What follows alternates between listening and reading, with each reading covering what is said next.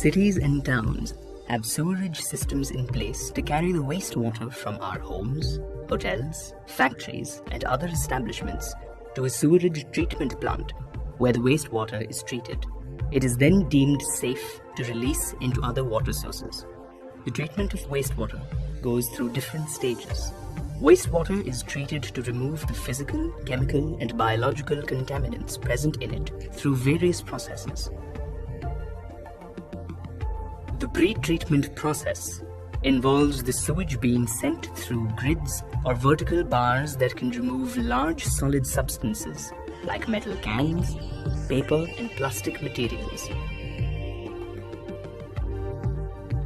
In primary treatment process, the sewage flows through the grit chamber very slowly, so that the sand, pebbles, and soil settle down at the bottom.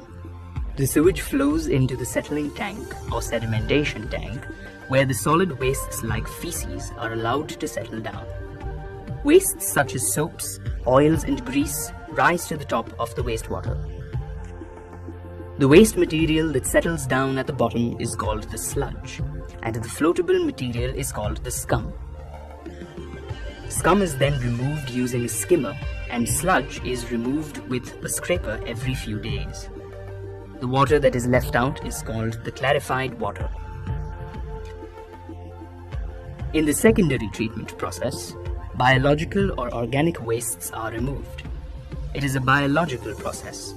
This is done by transferring the clarified water into an aeration tank, where air blowers bubble air, which helps the aerobic bacteria to grow and feed on the organic contaminants such as food waste, feces, and other organisms.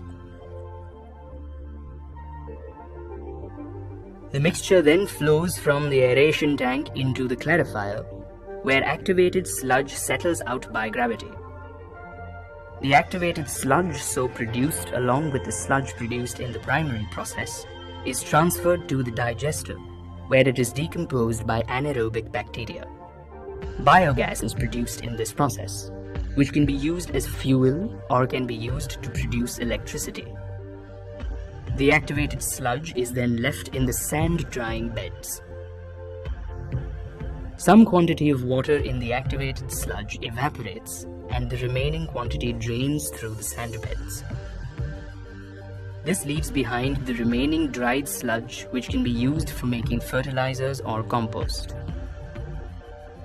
In the tertiary treatment process, the leftover wastewater is treated with chlorine to remove the phosphorus compounds, nitrogen compounds, and bacteria. It is a chemical process. Chlorine tablets are added to kill the germs.